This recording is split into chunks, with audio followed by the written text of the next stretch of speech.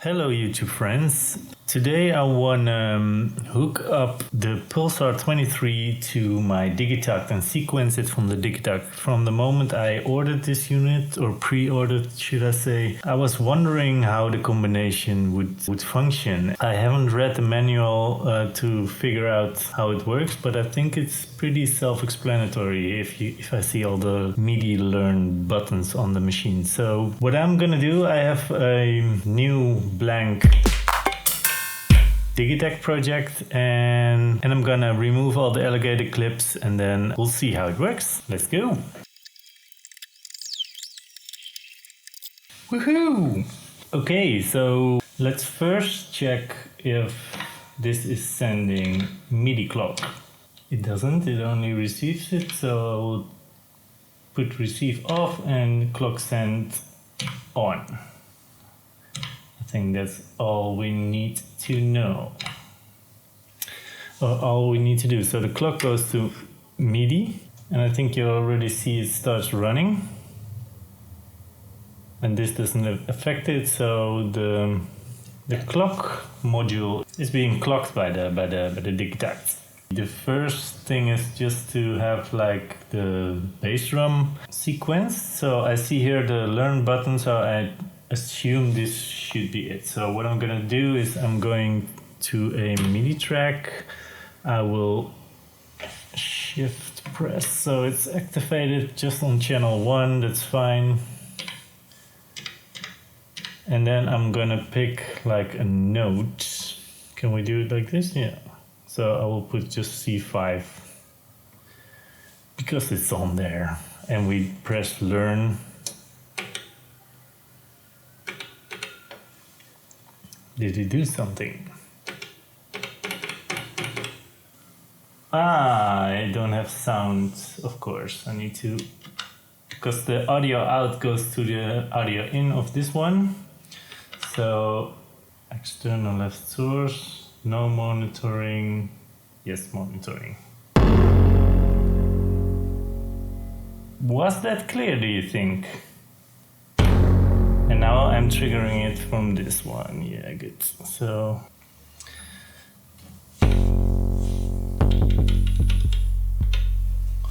okay, here we go. So we can now sequence a kick,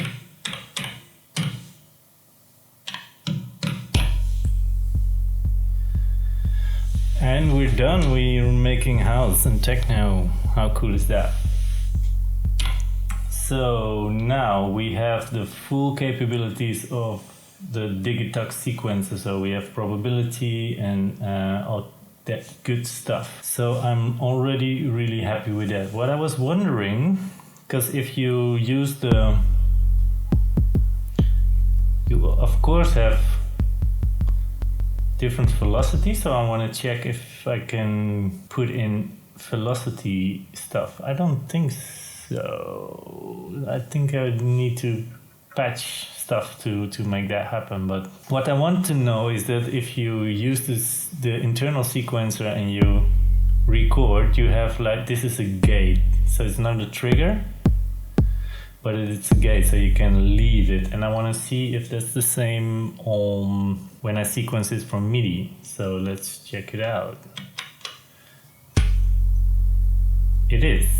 So that's cool. So we can sequence the same as on this one.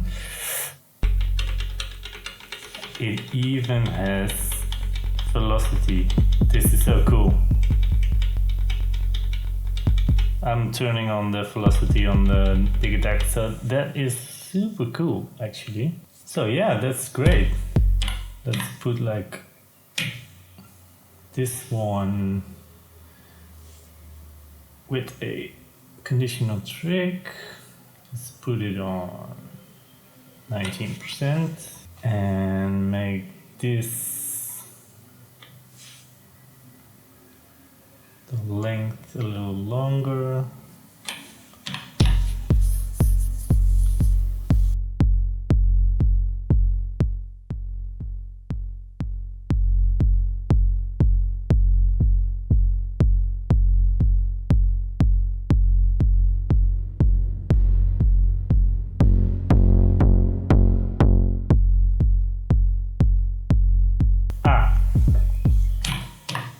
So something I noticed is that when you normally sequence on the Digitakt, it will put in like a note value of a length of 1/16, as you can see there. But the problem is if you sequence two notes separate from each other, the pulsar needs a little time in between to let it know that it doesn't is an extended gate, but it is like a new note. So what I did is made this a little shorter, so it's like 0.75. Then it can re-trigger the second note, otherwise it will just make a longer gate.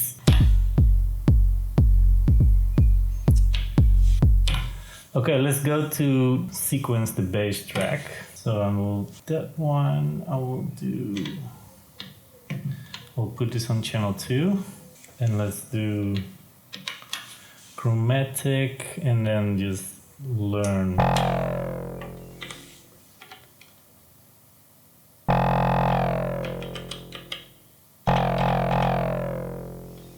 Okay, so we now only have like a trigger for the.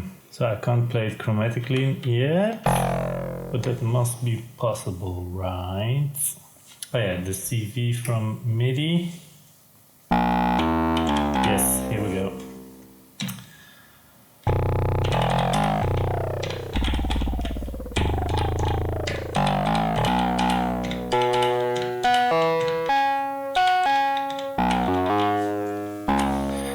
So this is actually like really easy to set up. So even if I go to, I will put these last two on these two channels, and I will just do this. Okay, I will go to channel 11, put it also on MIDI channel 1, but I just gonna, because now this is the standard C, and I will just put this on a, whatever, D. And this on a E, and then we can do learn.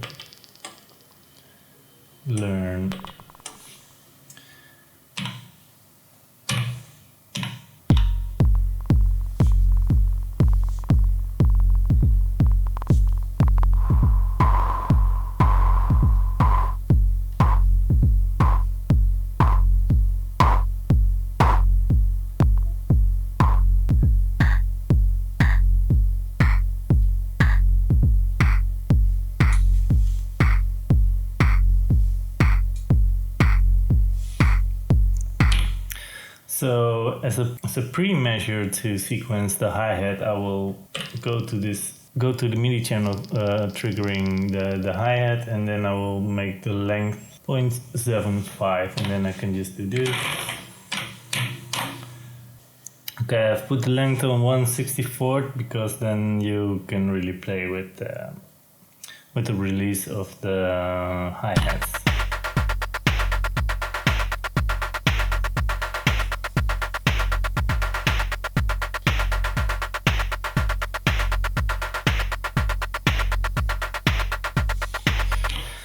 I'm still not sure what this clap knob does, because I saw in some videos that you can make it like the claps are short after each other, but I can't seem to.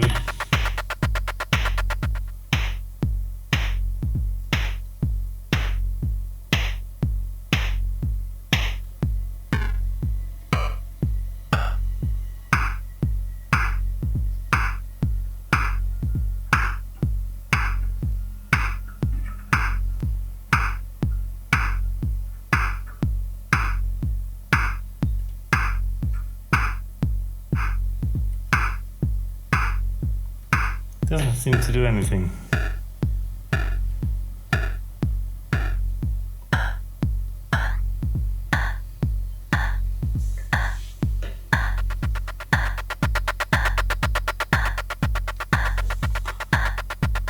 It's weird.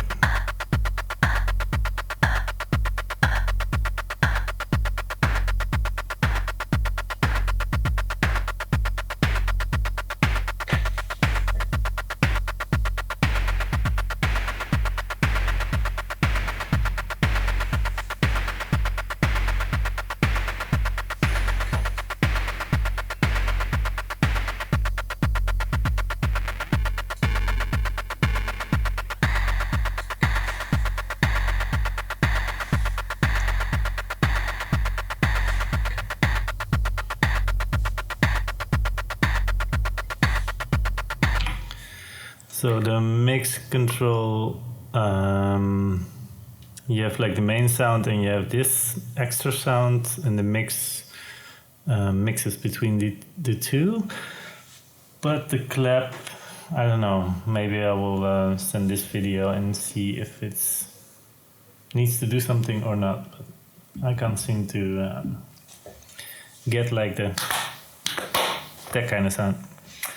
Okay, so we have everything hooked up by MIDI. And what you also can do is, for example, these two buttons you can connect to like a mod wheel or to something else. So let's do that. Let's first do like a weird, I don't know.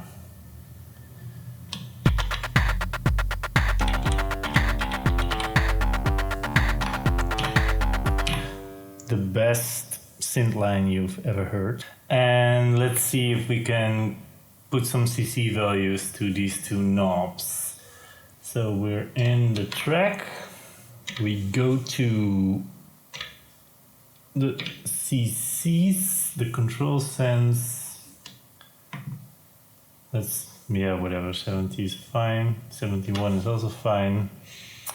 And then we go to this clip, clip.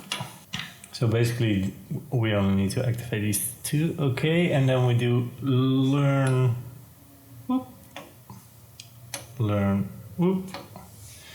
And now we should control these two knobs with, so.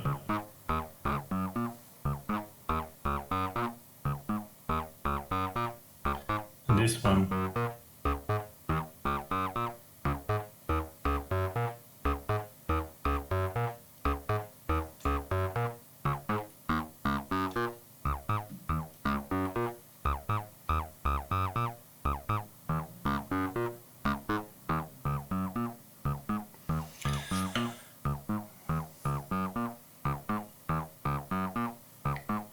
So it's that easy to map CC values to these two knobs, and what we have here, I can demo this as well, but this is the same principle. This is just like I can map any CC value to these four connectors and then I can route them to whatever. So if we do, for example, let's just grab CC value 8 and put an LFO on it with a depth, and then we're gonna hit CC value 8. Okay. And CC value 8 is 78. Why not? So then we can map this one to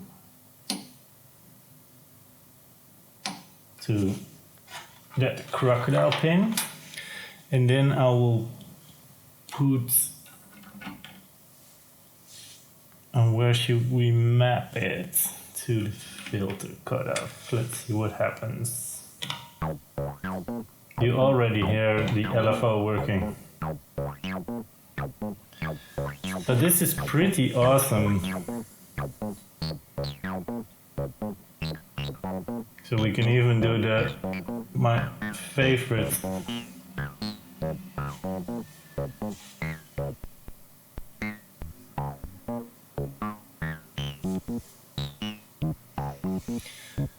So my favorite trick, the holds, which doesn't work now. Oh yeah, it does. With every note triggered, it holds the sample and hold value, and it will now just change the filter frequency, so in a random fashion every note.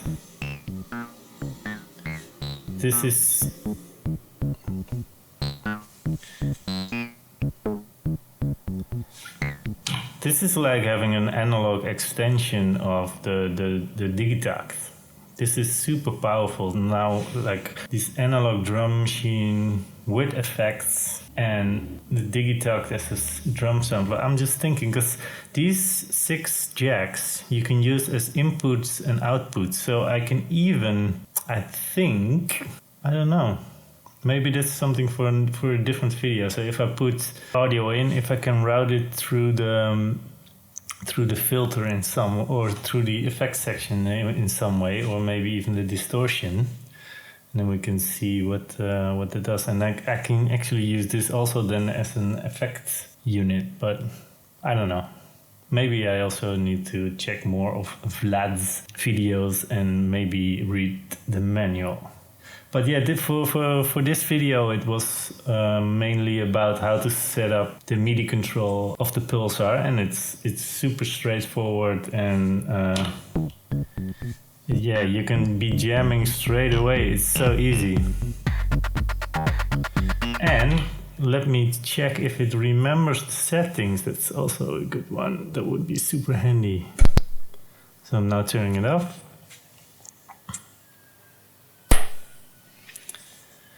Turning it back on, so hopefully it remembers the settings, so it will just play again. Vlad, you're a genius.